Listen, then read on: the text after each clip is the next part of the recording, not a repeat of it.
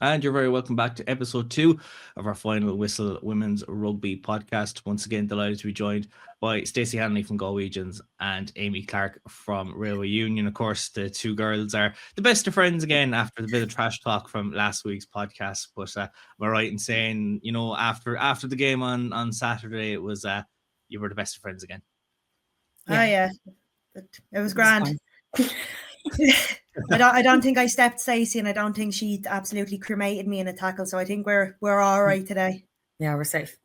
Yeah, you're absolutely the best of friends. And then the image, of course, that you sent us in after the game of the two of you just absolutely covered in muck on a lovely winter's afternoon in Galway. But the smile said all, two of you best of friends again, and sure, ready, just going, well, we'll be back now for episode 2 next week. So happy days.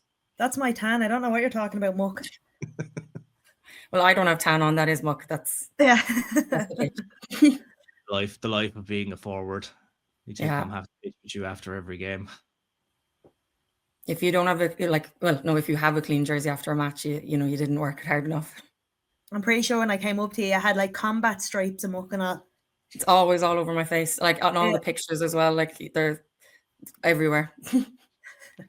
The weather was fairly brutal on a Saturday. Obviously, it was worse on Sunday, but at least the game went ahead in Crowley Park. You didn't have to go over to Craig's or any last minute changes, and no one's bus broke down, and you managed to get there in plenty of time to play the game.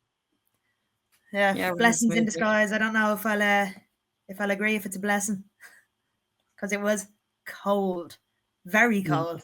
It was bad. Even like the supporters, they actually couldn't, like the amount of people that I know that were saying like that I saw out there, and at the end they weren't there, and I was wondering where they were. They hopped in the cars, gone. It was too cold. Like my twin and my partner came down, and I came off in the second half, and they were like, "Well done, you did so good. We're gonna go sit in the car now." I was like, "Yep, no bother." I'm sure a lot of people went into the clubhouse bar just to get a bit of warmth and then come back out and everything. I suppose the weather conditions, of course, we've always said about Crowley Park and the West, there's very much a different climate there to other places across the country. Yeah, sure, you could see it in the photo. There's no grass, like in that photo on the ground. There's barely any grass, and it's always like that. And the top pitch is even worse. But I suppose we're used to having to train and having no other choice. We will, of course, touch on that game in a few minutes' time. The first one that we're going to discuss from a very busy weekend back. Of course, we're back now for the second half of the season. So round 10 is done and dusted, and we'll touch on round 11 in a few minutes' time. But first game of the day, of course, was the game in Ollie Campbell Park between Belvo and Ennis. Of course, we mentioned last week how Ennis, of course, got a famed draw down in Ennis against Belvo just before Christmas. So here's a couple of highlights just to see how that game transpired. At Ollie Campbell Park, Old Belvedere continued their winning ways with a 29-12 victory over Ennis. The Dubliners laid the foundations early, dominating territory and possession to take a 14-0 lead into the break, with Emily Byrne crossing twice in a commanding first half display. Ennis replied after the restart through tries from Katelynn Morrissey and Sahir Hamdan, but Belvedere's composure told late on. With just 2 points separating the sides, a penalty from Ellen Jane O'Sullivan-Sexton and tries from Leah Neelan and substitute Julie Nolan helped Old Belvedere secure the points in a sensational conclusion to the tie. Full highlights of this game are available on the Irish Rugby YouTube channel. Belvo coming away with that 29-12 win.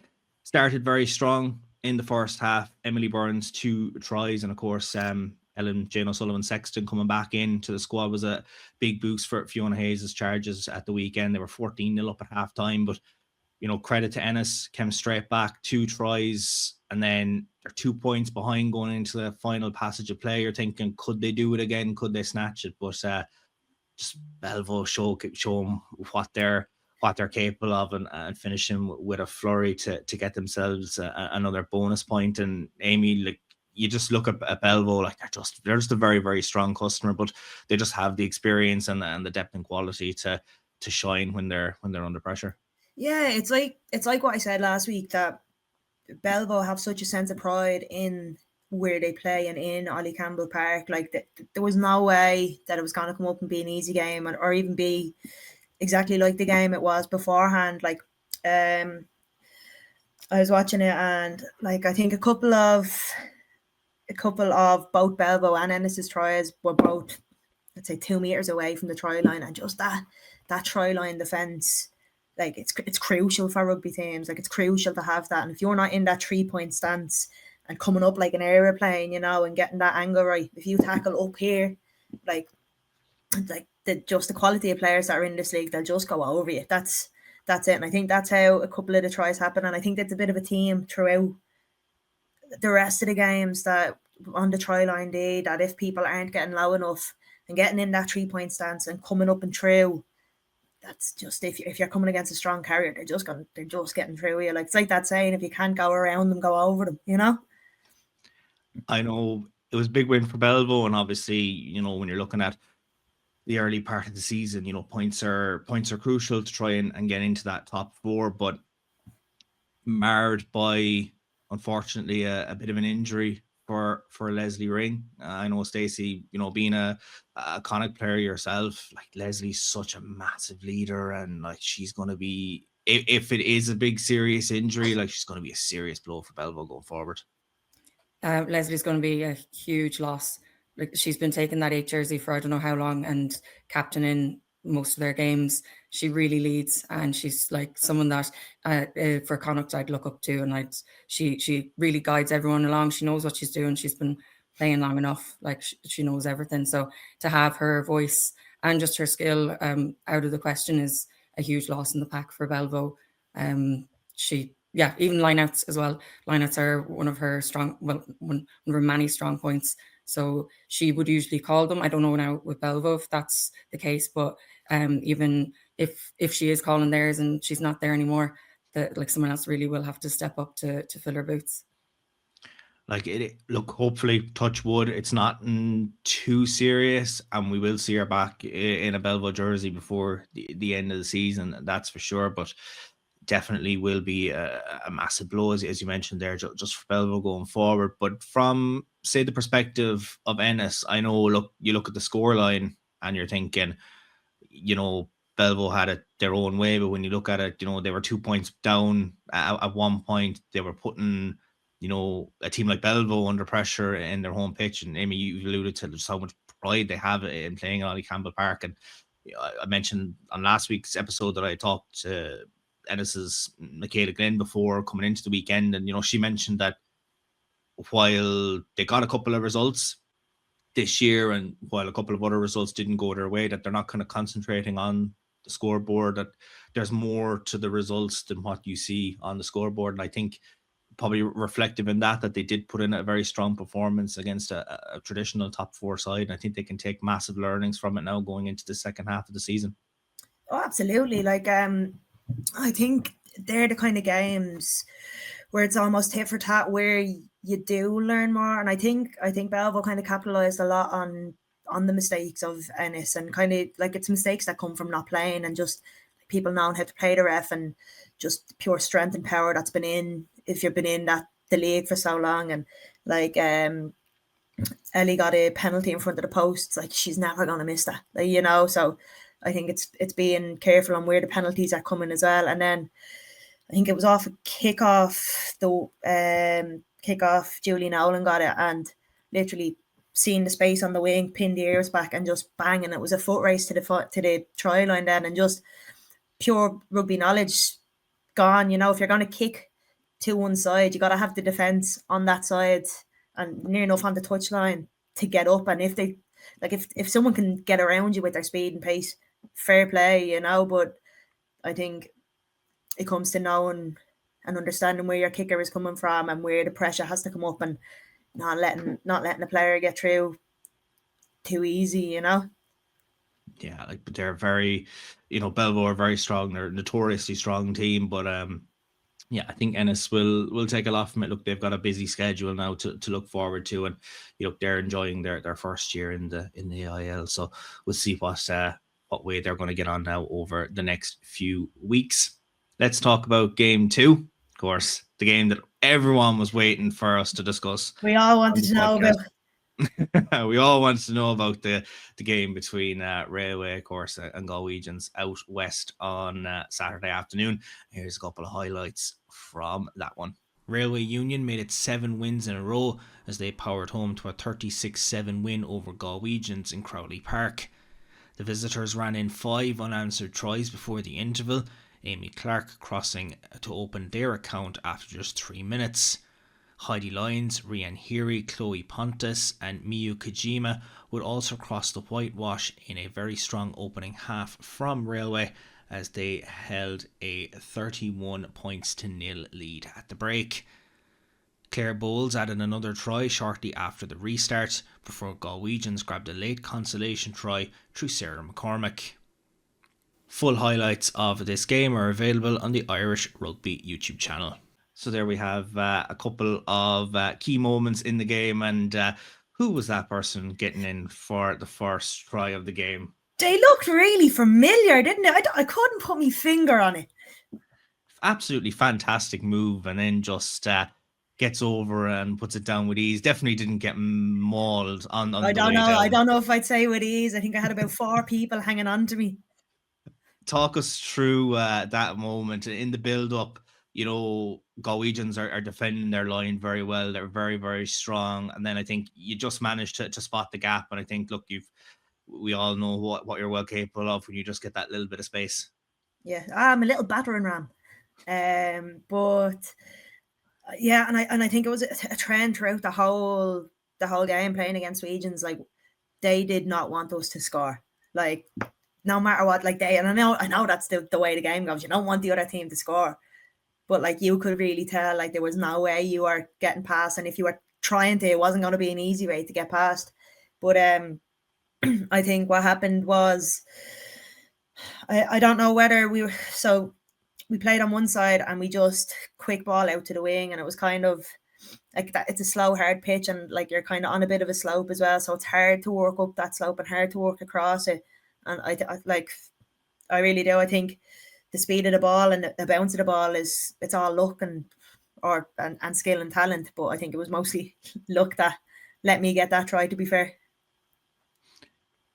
Well, I was waiting for you to be like, oh, it was all skill, lads. Don't worry. I know when I seen the run, I just made sure to, put a little bit of step and go over. I thought you'd be more dramatic with. No, it's my New Year's resolution to be humble. Humble. Oh my God. Give me 2 more weeks and we'll see how it's going. We'll have to wait and see. Just like, going, lads, include that highlight clip. Include that highlight clip. It was great. But in terms of the game overall, Stacey, I know we spoke last week about the one before Christmas. How did you find your own performance in this one? I know, look, result didn't go the way you would have wanted, but like, there was some Trojan defensive work from you guys throughout the game, as Aimee alluded to. Yeah, it did. Like, the score is not much different to before Christmas. It was about 44-0 before Christmas, and it was 36-7, I think. Our defense, it was like that. We really didn't want you to score, and I know you did put 36 on the board, but in the second half, we kept you to 5 points.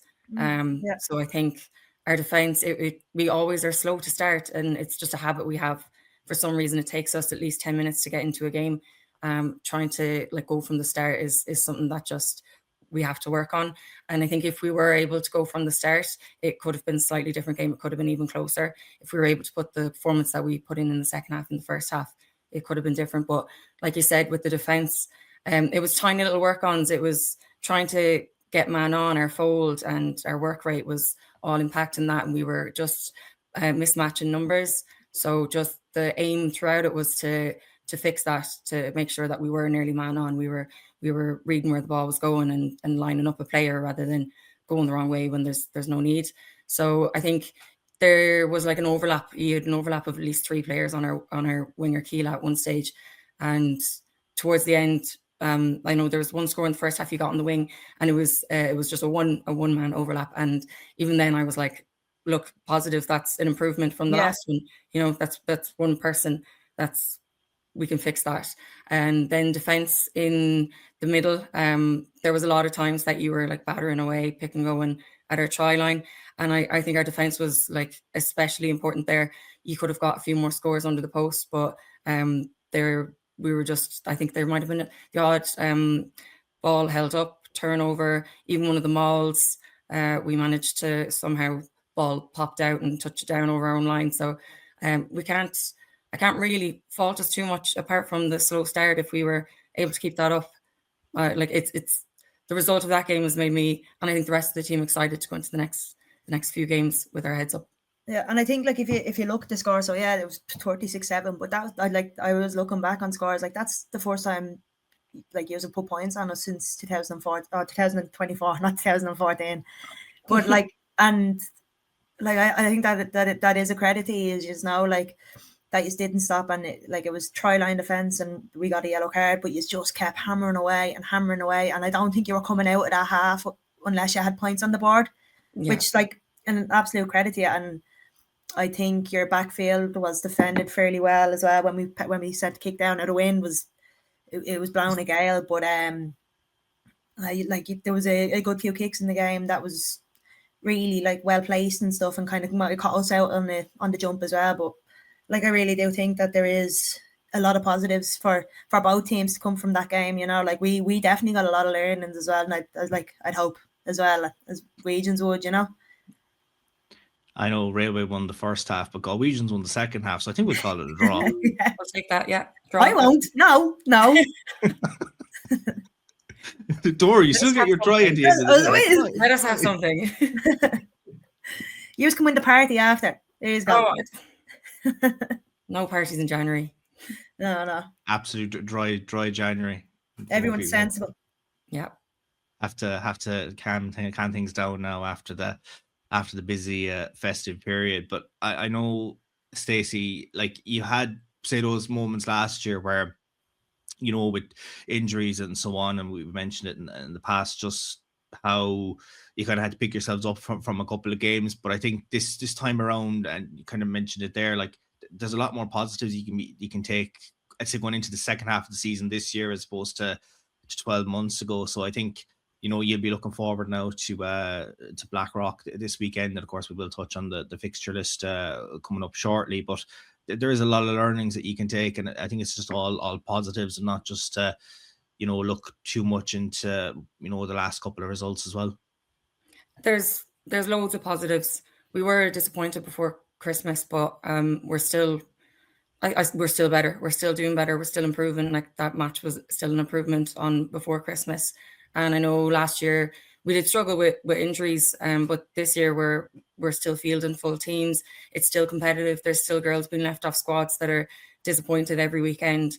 And we had Sarah McCormack back from injury. I said it was a hamstring injury last week. It was her back that was at her, but she's back, and she's the one who got over the line. So she played like she had been playing the whole time. Then we were lucky to have Dixie back as well in the centre. Gemma Lees has been injured. She's been she kind of joined us recently. She joined us last year, but she was in America, so I think she played 1 or 2 games last year. So it's good to have her there. And then we had, you know, Gráinne Moran was gone with the Clovers. Aisling White was able to step into scrum half, and then we had Megan Connolly on the bench as well, like both capable scrum halves. A new 9-10 pairing with Aisling and Gemma, and they haven't been playing that partnership long, and they still did a really good job. And then we had a few like debuts as well for some girls that haven't played AIL yet. So we had Moira Beth, Claudia as a new Spanish girl we have, and she's crazy. I can't wait to see her get good game time. So it's so different to last year, and it really is all positive in comparison. I know a team last week we mentioned that were, I suppose, down in numbers due to Celtic Challenge and a couple of other things were Blackrock, and they were going in to play Cook at home on Saturday, but they had a fantastic performance, and we'll just take a little look at some of the highlights from a very impressive showing by them. Blackrock College produced the most eye-catching result of the round with a 76-8 win over Cook. Blackrock's attacking depth was on full display as they crossed the whitewash 12 times, led by hat-tricks from Nikki Gibson and Samantha Brackett. From the opening exchanges, Blackrock dictated the tempo, building a 33-8 half-time advantage before accelerating further in the second half. Hannah O'Connor was in inspired form from the kicking tee, while also crossing for the final try in an impressive outing yet again by the Dubliners. Full highlights of this game are available on the Irish Rugby YouTube channel. 12 tries in the end for Blackrock, 76-8 winners on the day. And you look at, Nikki Gibson goes over and gets a hat trick. Samantha Brackett, who's come over from the States, also getting a hat trick, and a couple of other scorers as well running in tries. And then Hannah O'Connor stepping up and taking the kicking duties. I interviewed Hannah last year, and I spoke to her just about her taking, conversions and penalties and so on. I remember seeing her for the first time take it, and I was like, well, I got the right person here taking it. But she's just such a fantastic player. I know, Aimee, you've played with her with Leinster. She's just a phenomenal leader, and for Blackrock, when you might have a lot of change in your squad, when you have someone like Hannah who's now becoming a constant in that team, like it's only a positive sign for a club. Yeah, and like Hannah has some right built. I trust her to get any kick. I think she got one when she was playing with Ireland that was on repeat for years, I'd say. But yeah, I think they're a team that got a lot of players called into the Celtic Challenge. But like looking at their team sheet, like there's no one there that I'm like, wow, I've never seen that name before. Like they're really good at using their players and giving their players minutes. Like you have the likes of Aoife Moore, who's been involved in the league for years, and as well who can pick up a team and carry them along, and who is just a powerhouse and can get through people. And yeah, Hannah O'Connor, she's some leader on the pitch. Like I've been very lucky to play with her, and I get on very well with her as well. And I think she scored the last try of the game. I think it was a Cook scrum, and Blackrock just have the strength in their pack, push through. Hannah at 8 picks and goes 80 meters down the line, in the 78 minutes, 79th minute, something late in the game anyways. And just for a player of her caliber and experience as well, to be able to do that and just flick people off her, like it's mental. But if you look at their squad, like they had Lauren Farrell McCabe in 10. She played 10 with Ulster before. She was with Titonians for a bit. She played a bit with Leinster as well. She's very good at commanding the park. She's also played 9 before, so she knows what's needed of a 10 for a 9. And I think with her having that understanding, it really makes the 9's job easier, and it makes almost Lauren's job easier because she knows what the 9 needs. And like Katz Martin plays with Connacht and stuff, played with Ulster as well.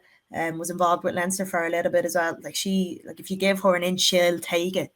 And I think really what let Cook down was their discipline. I think a lot of the tries from Blackrock came from just mismanagement of Cook's discipline, I suppose.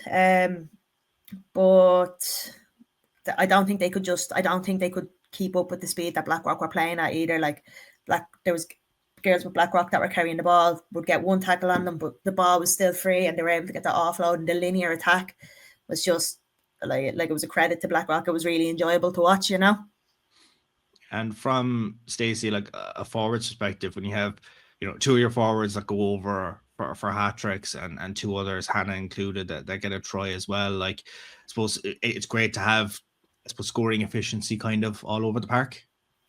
Yeah, you want to be able to score all over. Like I know teams kind of say as long as they don't score in the middle, that's fine. If they have to work around us, let them off. But for that amount of forwards to go over is like a testament to them. And it wasn't just in the middle. Like they were running through, like that Hannah O'Connor try. I think Nikki Gibson and Samantha Brackett were so impressive with their scores as well. Like the 2 of them are so powerful and strong. So they're huge for them to have in the pack when they have lost players.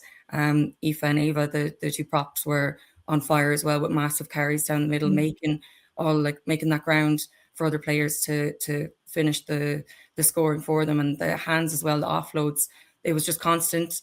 They're like Cook were biting in, and then the offload was gone. There was no way that they were going to be able to contain them. I thought, I think it's Sophie that was playing 9. Her pass was so long that she was able to cut out so many players as well. So the pods were setting up so far away from the ruck that Cook were nearly wasting players in defence all around the ruck. So that really, I thought that was a big impact on Blackrock getting scores.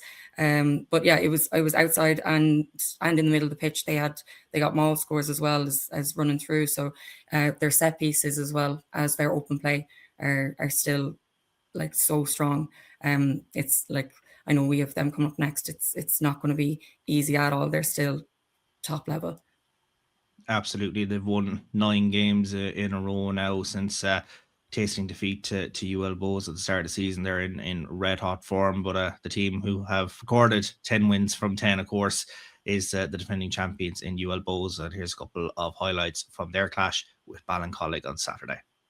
UL Bohemians made it 10 wins in succession with a 36 points to 0 victory over Ballincollig on the UL 4G Astro.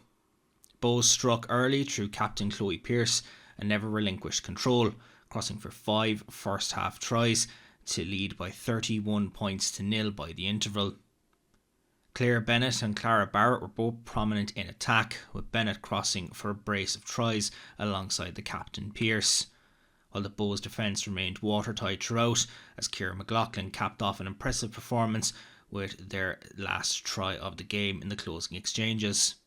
Full highlights of this game are available on the Irish Rugby YouTube channel. 36-0 win for Bows down in UL. A very strong and composed performance by them. The likes of Chloe Pearce starring. Of course, we had Chloe on the pod last week. She was very, very strong there, getting a couple of tries. And, they have the likes of Claire Bennett going over as well, and Ciara Mack. We mentioned that they were down a couple of players from the Celtic Challenge, but you have those players who can get you over the line. And then, of course, Steph Noonan coming back into the team as well. So I think Bows can take an awful lot from that performance. 10 wins from 10. I don't think it's going to get better than that to start off a season. Yeah, I think so. But you have to look, what was it, 40, 50 minutes that there was no score in the game at all. And I think that's a credit to Ballincollig and their defence, and also a credit to Bows. It's very hard to play that long in a game and not have anything scored on you or for you.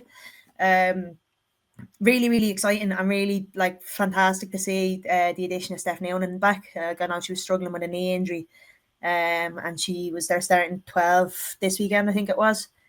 She's phenomenal, and she's she has got pace and she's got power and strength, and it's the same as what I said for Cats. If you give her an inch, she will just take it and she will go, and she'll probably beat the first tackler majority of the time as well. And I think a lot of their players are so used to playing with each other that when one of their players makes a break, it's like someone's opened the floodgates. It's just all red jerseys coming through that line, and I think that was a real credit to Bows. They've got such a quality team as well.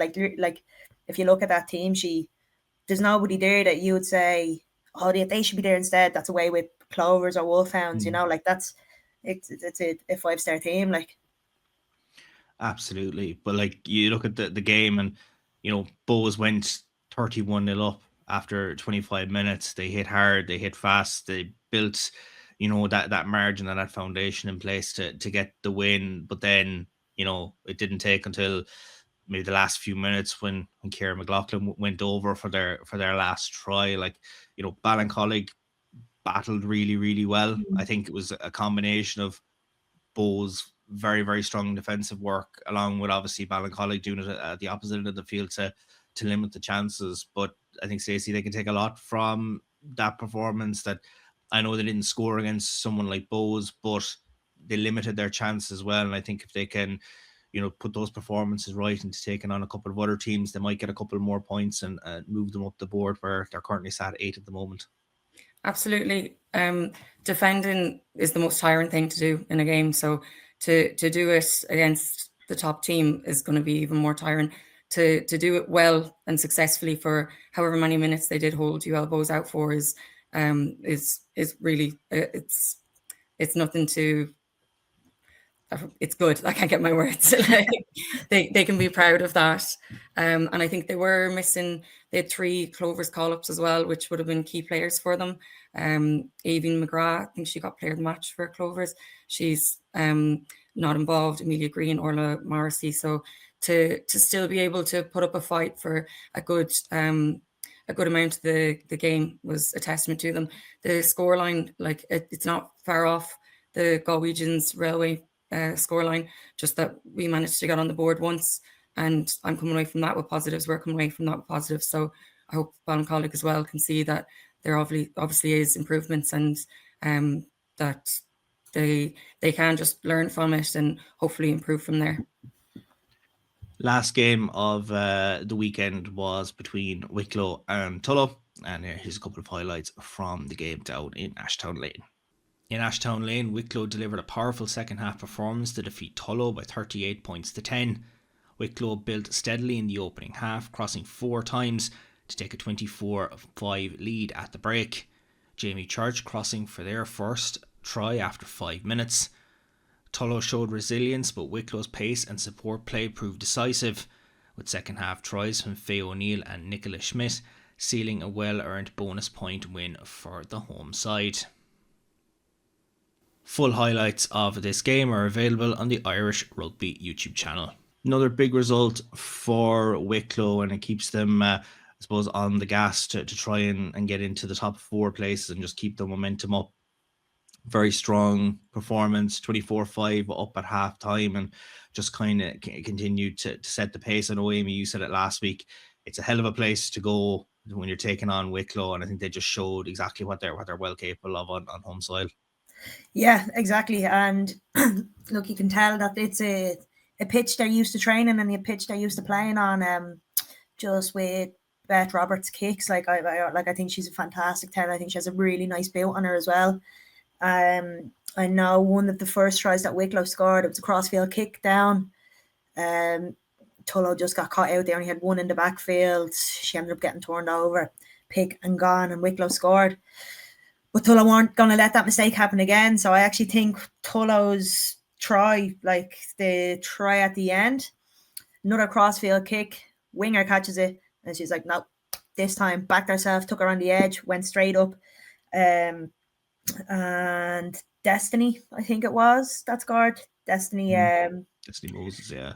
Moses, yeah. And it was a fantastic try. Literally, she was in around 22, and again, another 80-meter sprint straight up. And like when you have the ball and you have that much space in front of you and that distance to cover, like it's a very daunting thing. Like you don't want to get caught out and have them run 60 meters and then there's somebody after tackling you with no support there, So I think she did very, very well to get up there and like to dot down for Tullow. Like it was really fantastic to see. And I'm delighted to see that Tullow got two points on the board. I played with Grace Kelly underage Leinster, and she was a flanker, and she was a force to be reckoned with then, and she's a force to be reckoned with now. Like she's just pure powerhouse, and I think she scored the first try for Tullow, and it was the same. It's that try line defense, and if you don't go low, like Grace is the type of player that will absolutely go over you. Like there's no doubt. I've tackled her before, and I don't think I want to do it again. Yeah, I know. Look, we mentioned Tullow last week, and like they can take an awful lot from the performance. Like it's not an easy place to go to, and Wicklow are not an easy team to play, and you both experience what Wicklow are capable of and everything like that. But I think it's another learning curve for Tullow, and I think they can take a lot from it and just say, look, we can go back into another game now, back on home soil, and just try and again take those learnings and just try and turn the you mentioned, Aimee, the 2 points that they have on the board. It was great for them to get those so early on in the season, and now just trying to build on that. Yeah, and like I was looking at the team sheet, they had Erin McConnell in 9. She would have grown up playing with Beth, so they have that connection from God, however many years, and Erin is a quick and speedy winger, and she wants that game going, and like Beth wants a quick ball as well. So I think Tullow just couldn't really live with the pace of it as well for a while, and it's tough. Exactly what Stacey said. Like defending is the hardest thing you're gonna do on the pitch. Like it's very easy to attack. The ball does majority of the work. The ball covers the most meters, but when you're defending, it's you're up, you're back, you're up, you're back, you're left, you're right, and it's a lot. It's a lot to do, Absolutely, it's there's so much things that are going on with Wicklow. They've just been absolutely phenomenal. And looking at just a full breakdown of the results from the weekend, of course, Old Belvedere picking up the 29-12 win over Ennis. Railways 36-7 win away to Galwegians. Blackrock winning 76-8 at home to Cook. Bows winning 36-0 at home to Ballincollig. And of course, the Wicklow win there, 38-10 performance over Tullow. And the league tables at the moment are looking like that. Bows top of the table, 10 out of 10, 49 points. Blackrock just 4 points behind them with 45. Belvo in third and 38, and Railway in fourth with 35. And then you've Galwegians with Wicklow and bringing up the tail there, and then Ennis, Ballincollig, Cook and Tullow making up the last of the race on that one. So that's a look at what happened last weekend. We'll give a quick look at the weekend that we're going to have this Saturday. We'll start off the early game, 12:30 kickoff. Lovely start to Saturday as Railway welcome Ennis for the very first time. You're looking forward, Aimee, to seeing what they're capable of when you bring them to your home place? I am. I'm actually really excited to see how it is and how they go. I'll be more excited to wipe the sleep out of my eyes with that early of a kickoff now, to be fair. But yeah, I think, you know, like I'm really excited to play them. It's not I didn't get to play them in the first fixture this season, so I apart from watching the videos, I've no clue what they're actually like on the pitch, which is like really exciting, and it's fantastic. And if you look at them and you looked at the table there, I think they're fifth from the bottom, fourth from the bottom, which is unheard of a team coming up for the first time, you know. So, and I really thought they were fantastic against Belvo, and I think that it's going to be a bit of a sore spot for them, and I think they might come up and be like, no way, like we'll come up to Dublin and we'll put a score on you and put performance on you as well, you know. So I think their result from the weekend might hurt us a little bit more than anything else, but I think we'll train very hard this week, and we'll just exactly what I said the last week. We'll just play our system, play what we can, and hopefully it'll be a really, really good game, really exciting game. Does that early kickoff, like, I suppose you have your pre-match rituals and just the way that you go through it, would you rather kind of the later kickoff in the day when you kind of can, you know, get your nutrition in and everything like that at a later stage, or is it better to have the early game because you're not just kind of sitting around just going, oh yeah, I kind of have to head out now and get ready for kickoff at some point later on in the day? See, I think mine's a funny one. I work till 1 on a Saturday morning, so a later kickoff usually does suit me, but just with being Christmas break and the schools being off and stuff like that, I've managed to have a few early weekends, so hopefully I'll be able to move some things around and get the early kickoff. But if I didn't have to work, I personally would prefer the earlier kickoff. Like you have the whole rest of your day then, you know, like it's and I suffer a lot with playing anxiety, and the kind of waiting around before a game really doesn't do me too well. So I think the earlier I can get in, the earlier we can kick off, and the quicker that the nerves subside, you know. I know, as we said before we recorded this, myself and Stacey are not morning people, so we would prefer later games, definitely, that's for sure. And as the sun is definitely in Stacey's eyes at the moment, from just moving along here, I'm going to be in darkness soon. We're looking ahead to the other game. It's slightly earlier. It's the 3 o'clock kickoff on Saturday. That's of course Blackrock hosting Galwegian, so you'll be making the trip, Stacey, to the capital, looking to get a result, and hopefully the bus journey is a lot better than the famed Ballincollig one. Hopefully the bus makes it the whole way there, and we don't have to hitch lifts on the way to the match. But and 3 p.m. is that's probably the perfect time, because you don't want it too late either. So I was only saying it the other day, I don't even know if I've for as long as I've been with Wegians, I don't know if I've played an away game to Blackrock. I might have kind of pre-COVID, when I would have been reluctantly playing AIL and only like learning the sport and wanting to play junior. But in recent years, I haven't played a game away there. So I am looking forward to that, to a new experience. But like watching the highlights from their game against Cook, it's not going to be easy at all, and it's going to be a massive challenge. And the last game we played against them before Christmas, I think our heads were down after just kind of letting the Belleville game slip away from us in the second half.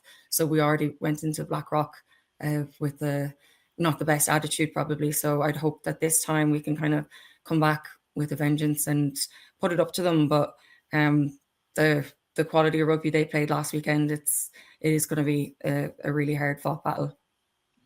That's for sure. Like Blackrocker, I suppose they're, outside of Bows, they're the most informed team in the division at the moment. They're very, very strong. But look, as you mentioned when we were discussing the Railway game, like you can take an awful lot of positives from that performance and just try and turn these into points on the board and another win as well. Yeah, hopefully. And I'm always pointing it out. It's tiny little things. It's tiny little fixes. It's nothing massive that we can't overcome. So once we get our heads screwed on and focus on the little tweaks that we need to make to have a better game, I think it should make a difference going in, and hopefully we will be able to have a competitive game, get on the scoreboards, and come out of it with positives. With 3 games at 5 o'clock then on Saturday, Cook hosting Belleville. Shawsbridge is notoriously tough to go to. Belleville obviously have the positives from last week's performance. Like they really had to grind out the win in the second half against Ennis, and Cook are coming into it. They will be disappointed after that Blackrock game. And I know, Aimee, you mentioned about the discipline from that performance. I think, is that going to be one of the biggest learnings that they're going to just have to take into welcoming a team like Belleville? Yeah, I think so. And I think they'll really have to be cautious of it, especially like Fee Hayes is a phenomenal coach, and like she would have seen what we seen. She sees if there's consistent penalties happening in certain parts and by certain players, like she's going to want to target that and go with that and get her team to target that. I think Cook travelled with 18 players, I think, to Blackrock just a weekend gone. So I'd be hoping if it's a home fixture, they might have a few more numbers and stuff. Just it's very hard to play a full 80 minutes and know that there's nobody coming on to give you that support, it's trying to manage your energy outputs and stuff. And I think a lot of the mistakes, a lot of the penalties came from just tired, like shattered, which look, that there's not much you can do about that. It's just your energy, but I think they'll really, really try to put it up to Belleville. It's always a really good game. It's always a fight of a game. It's good to watch and good to see, and I'd be excited to see how the game goes next weekend. That's for sure. Then Tullow welcoming Bows down to Ratho Road. It doesn't get any easier for Tullow. After a tough performance away to Wicklow, now you're welcoming the defending champions, and Bows are well accustomed to playing on Astro. So I think they were very strong last weekend. But look, Tullow won't fear them. I don't think Tullow have feared any team. They just have that mental fortitude, and they'll be out to say, if we can do it, why can't we do it against the champions? I think Tullow, they're going to know that they have a battle ahead of them, but they're a team that do put up a fight, and they have got quality players there. Looking at Grace Kelly and the type of score that Destiny could score down the wing, you'd hope that they are able to pull something off against UL. So if they were able to get on the scoreboard again, I think they can hold their heads up. But also they will be defending if they have good stages of defence where they can hold them out for a certain amount of minutes, the same way again that Ballincollig did for a good chunk of the game. That's something else as well that Tullow can aim to do and consider an improvement, or can be proud of. So it's just, I think, their work rate against UL, if they and then they'll obviously be spurred on by the home crowd as well. But if they can just keep digging in, they'll do well, I think, against them to put up a fight. And then back-to-back home games for Wicklow as they welcome Ballincollig down. Like Wicklow will say, look, we were home last week, put in a good performance. We like to play here. We're very good at playing here. And I think, they'll be looking to say, we've want to keep on the coattails of the likes of Railway or Belvo in those third and fourth spots to say, look, if anyone drops points, we're ready to try and run back up the table like they did last year. Yeah, I think so. And I think that like Ballincollig, I know they have a lot of GAA players as well. So I think it'll be interesting to see what the kicking battle is like. And I think that'll be dictated by the weather as well, and the backfield for Ballincollig is quick and they've got good hands, and it's the same way at Wicklow. So it's going to be really interesting to see how nearly the battle of the tens, the battle of the kickers is going to go, but like that, Kira Short was playing for Wicklow. She's fantastic, and she's fantastic around the park, and she'll work all day for you as well. And it'll just be, it's going to be an exciting game, I'd say. I think it'll be fairly evenly matched as well, to be honest with you. Yeah, absolutely. I think it's going to be a fairly close game. I think Ballincollig, as I mentioned, will take a lot from the Bows game and just try and turn maybe the strong defence into attack and try and break down Wicklow. But Wicklow are going to be very strong in that style of the game. Fixtures for the weekend. The weekend kicks off with Railway Union hosting Ennis in Park Avenue at 12:30. The game between Cook and Belvo has actually been moved to 2:30 from the original 5 o'clock kickoff time in Shaw's Bridge. Blackrock host Galwegians in Stradbrook at 3. Tullow are at home to UL Bows and Ratho Road at 5, and at the same time Wicklow take on Ballincollig in Ashtown Lane. So we have a busy schedule for Saturday across the Energia All-Ireland League Women's Division. On Sunday, we have the Energia Junior Cup tie between MU Barnhall and Enniskillen. I think MU Barnhall just have been the gold standard in the Women's Junior Cup over the last couple of years since its inception. They're going for 4 in a row this year, and every single year they've played, a different team in the final, a first-time finalist. They beat Tullamore in the first year, beat Tumuk Gerard, and they beat Malone very well last year. This year now they're playing Enniskillen, who they lost to earlier, say in the second half of last season when they were trying to get promoted into the AIL. There was a very close 3-0 win for Enniskillen. From the Leinster side of house, Aimee, just how ferocious are a team like MU Barnhall?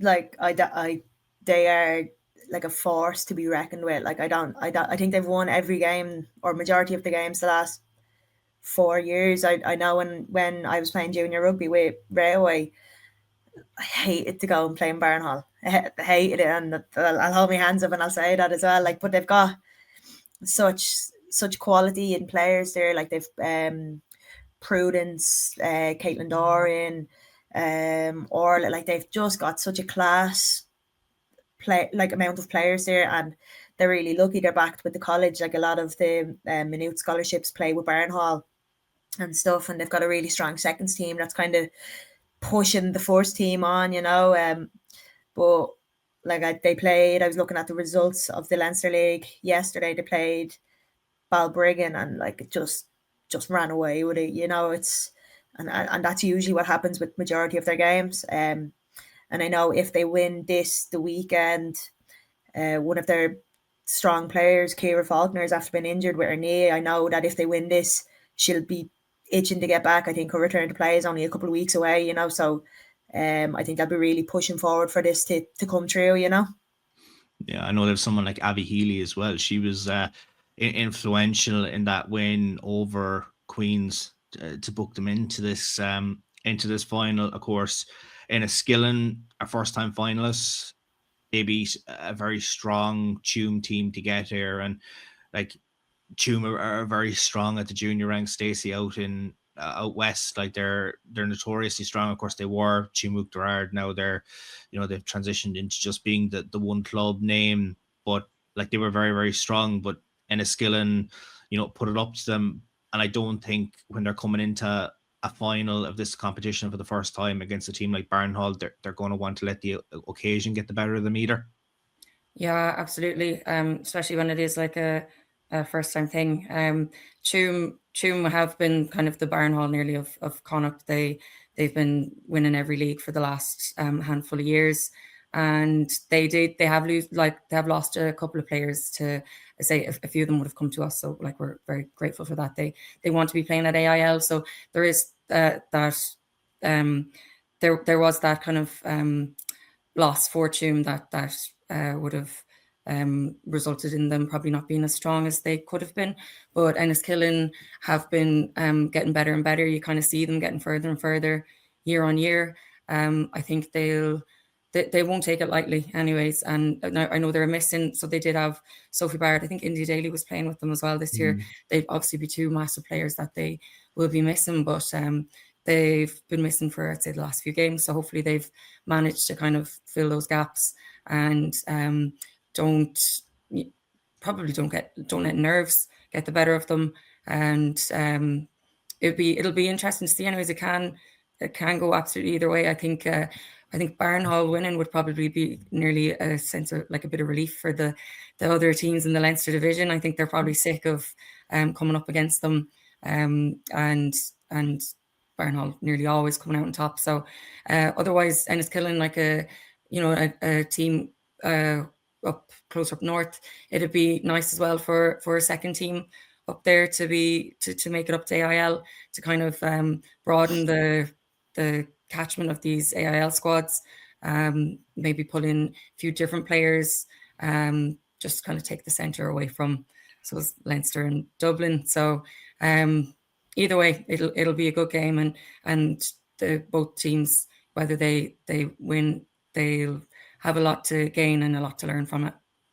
I think they've both played each other like a good handful of times as well, so they're going to know what the other is going to bring as well, and they'll be doing their homework this week and seeing how Barnhall have played and how Enniskillen have played. And like Enniskillen have such they produce fantastic players like India Daly, Sophie Barrett, Claire Bowles is Enniskillen as well. Like they've a class of players as well, and that's just the ones we know of now. You know what's going to happen when more names start coming up, and you start seeing more and more of these girls with Enniskillen under their name. You know, like it's really exciting to see.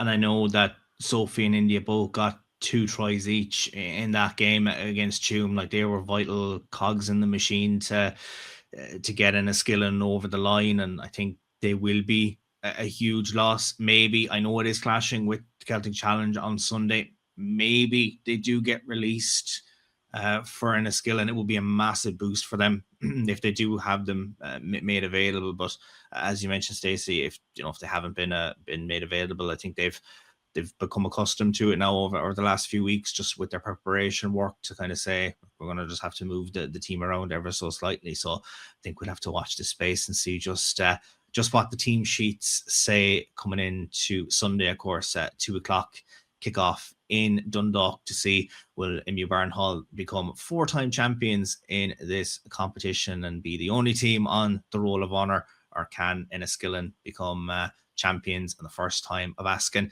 Ahead of the weekend's tie, I caught up with the MU Barnhall co-captains in Katelynn, Doran and Orla Murray to get their thoughts ahead of their 4th consecutive Energia Junior Cup final in a row. Now, ahead of Sunday's Energia All-Ireland Women's Junior Cup final, I'm delighted to be joined by the MU Barnhall co-captains in Katelynn Doran and Orla Murray. Of course, the two girls captaining Barnhall last year to their 3-in-a-row success in this competition, and now they're looking ahead for a 4th successive final this weekend. Katelynn, as someone who's been in the group the longer of the pair of you, been there since that first final against Tullamore way back when, what's it like now to be preparing for a 4th successive final in this competition? Yeah, it's really exciting. Just seeing how the team has grown and gelled over the last 4 years. It's really good. I remember that final against Tullamore. It doesn't feel like 4 years ago, but it was a really tough battle, and just seeing how much the girls have progressed and really grew the confidence over the last few years. It's been really special. Or from your own perspective then, I know you played in the final the year later. What's it been from your own perspective to have been part of this journey over the last few years? Yeah, it's been really good. It's been really enjoyable. The people that we were playing with, like the quality of players that we have is amazing. And we're so lucky to be able to, we always say how lucky we are to be able to be in so many, like go out on big days and play in big games. So yeah, we're buzzing for this weekend.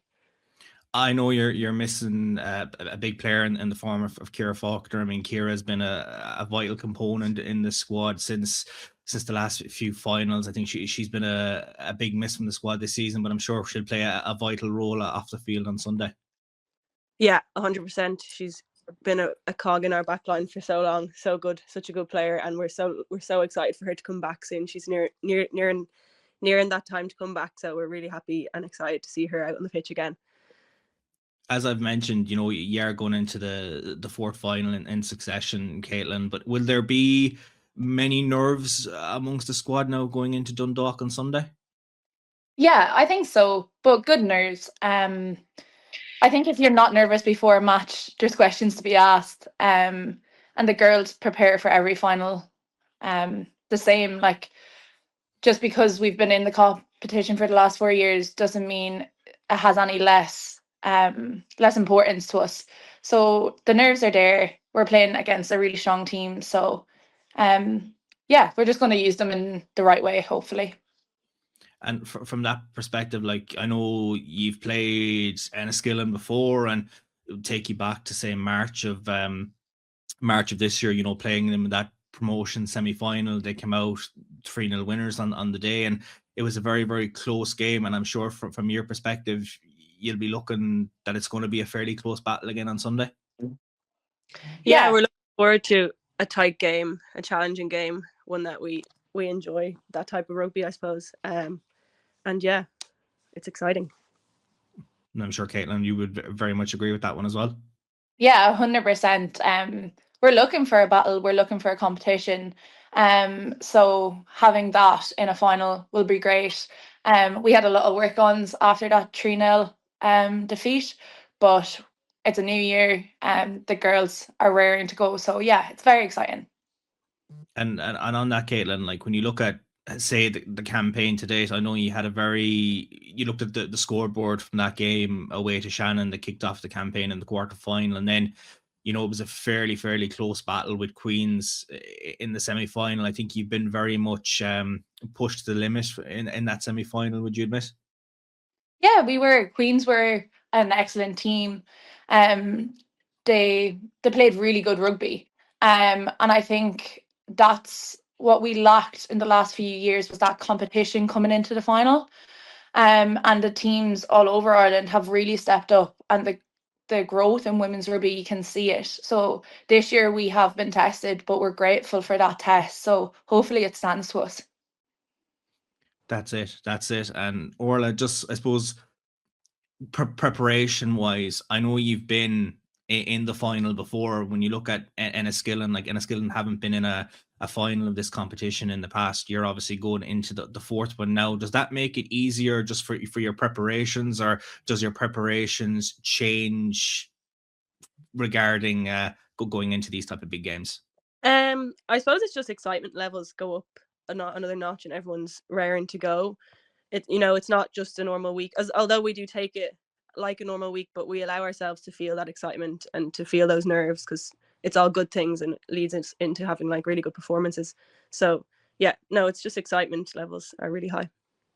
And I'm sure there is very much a buzz in the club, not only for the fact that you're going into final number 4, but obviously the men's team are doing fairly well in 2A at the moment. So I can imagine there's just a big buzz around Barnhall with everything that's going on around the club. Yeah, 100%. I think the women's, we're at the top of our table, the 20s are at the top of their table, and the men's are at the top of their table come Christmas time. So that was a really nice thing to see.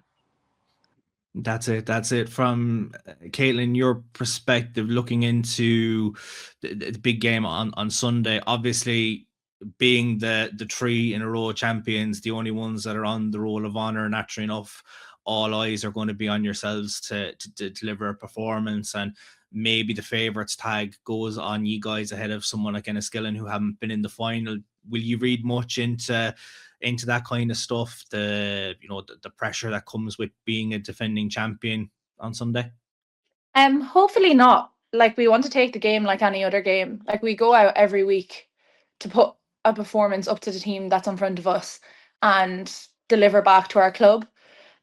So I'm just going to reinforce to the girls that this is just another match. If we go out and play to the best of our ability, I've no doubt in our team that we will come out on top. So once we go out and perform and enjoy the game that we're playing, that's all that really matters. There is a little bit of extra pressure knowing that that Barnhall's name is the only name on that trophy, but I think that just plays into it all, and it gives us an extra kick to fight on and just really retain that trophy in the club.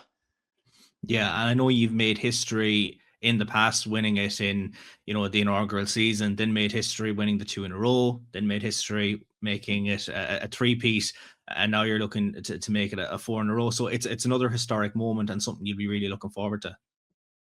Yeah, no, we're really looking forward to it. And it's funny, like when me and Órfhlaith started out in Barnhall, we played our matches on a Sunday and you didn't know whether we were going to win or lose, or were we going to get hockeyed off the pitch. So in the last few years, we've been really, really lucky that we have a good winning streak going, and we have been fortunate enough to make it to these finals and come out on top. And I think the young girls that have joined the team have really brought on that winning spirit. It's kind of an environment that they only know as such in the last few years. So it's kind of different for me and Órfhlaith coming from back where we had to come from to now. So we kind of appreciate it, and we love seeing the energy of the young ones and like the excitement of the young ones when we win and stuff like that, and like the crack that we have on the bus trips to and from the matches. That's what it's about. Mm. And Orla, just looking at your, I suppose, experience the last couple of seasons, like Barnhall have been very, very strong, not only in Leinster, but obviously in this competition. So I'm sure, obviously, it is a new game and anything can happen over the course of 80 minutes, especially against a team like Enniskillen that you've had close battles with in the past. But I'm sure you can take a lot of motivation from not only the performances that you've put in the competition this year, but obviously in the Leinster League as well, leading into putting in a performance now on Sunday. Yeah, we're lucky enough that we have been playing with a bit of consistency, like with the same players. We're used to each other at this stage, so we've had, I suppose, maybe 2 seasons with this team, and yeah, we're just really looking forward to the weekend and trying to get that performance out on the pitch. Well, we'll have to see exactly what's going to happen between yourselves and Enniskillen. Of course, that game getting underway in Dundalk at 2:00 on Sunday. Of course, MU Barnhall, as the two girls have said, are going for that 4 in a row, and Enniskillen looking to get their first title. But my thanks to Órfhlaith and Katelynn for joining us on the podcast this week, and we wish them the very best of luck for Sunday's final. So that's a look at Sunday's Energia Women's All-Ireland Junior Cup clash course between MU Barnhall and Enniskillen. That brings us to the Celtic Challenge, and 2 contrasting results in the Celtic Challenge this weekend. Wolfhounds with a comprehensive 50 points to 12 win away to Edinburgh, while the Clovers had a very contrasting 15-12 win away to the Brighton Thunder. Very impressed with what you guys saw from the 2 teams. Yeah, definitely. I watched a couple of the highlights from the Wolfhounds game. Fortunately, I didn't really get to see it, but I thought Dana was excellent. I thought her partnership with Maggie Boyland on the wing was phenomenal, and they scored an absolute cracker of a try. And it was a really standout try for me. And if scores like that are coming in, it's going to be it's really exciting to see, and I'd be hoping to see stuff like that coming through for the Six Nations as well, because they're just world-class trials. I know we just mentioned her with hopefully being available for Enniskillen, but India was one of the players that did get over for a try in that game. Of course, Airden King, we mentioned last week, coming back from the injury, she got over for a try as well. I agree. I thought Dana was very, very good from the kicking duties that day. And then you have the likes of Aoife Dalton and Eve Marley also getting scores alongside Stacey Flood. So I think all in all, it's another very positive performance for the Wolfhounds. And again, they can just take a lot from that now for the remainder of the competition. I think like they absolutely they played phenomenal and the scores were world class as well. But Edinburgh did put it up to them a little bit as well. Like I did watch a good chunk of it, and Edinburgh's scores they kind of similar with the kick to the wing. They did have good quality rugby too, and they did challenge Wolfhounds. They weren't a bad side. So the fact that Edinburgh, their standard of rugby that they displayed was so high, I think it just shows how high the Wolfhounds standard is. And even watching it, I think they can do more. They can get even better. So it's exciting to see that. Like, it's just the way that the scores kind of came around. Like, you know, say even Riley's try, and then you look at if the forwards are doing, backs did a lot of damage as well. Like, I think from a coaching perspective, in an all-round performance, and then you have the girls that come off the bench and they try to just add fresh legs as well. I just think that the Wolfhounds, and just for, I suppose, selection headaches now ahead of the Six Nations, like there's a lot of girls with only a handful of rounds gone in this competition that are already putting their hand up to say, you know, I deserve a spot in that squad.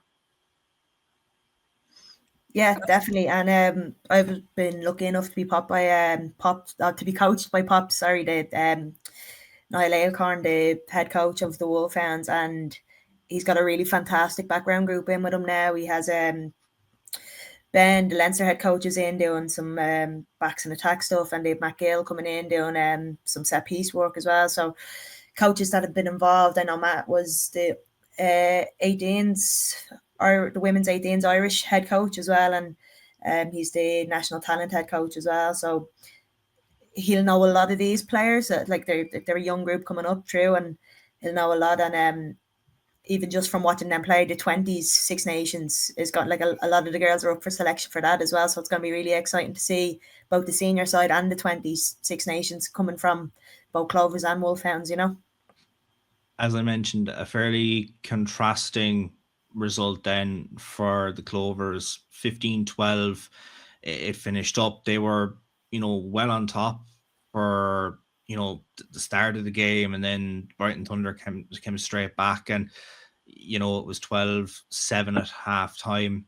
You know, the Clovers were having to really, you know, dig deep to try and get their scores. You know, Lucia Lynn's try was just kind of that that moment where you just have to try and go for every ball. If it comes your way, so be it. If it doesn't, you just try and regroup and get back into your position. I thought it was a great bit of ingenuity from her to get over for that try.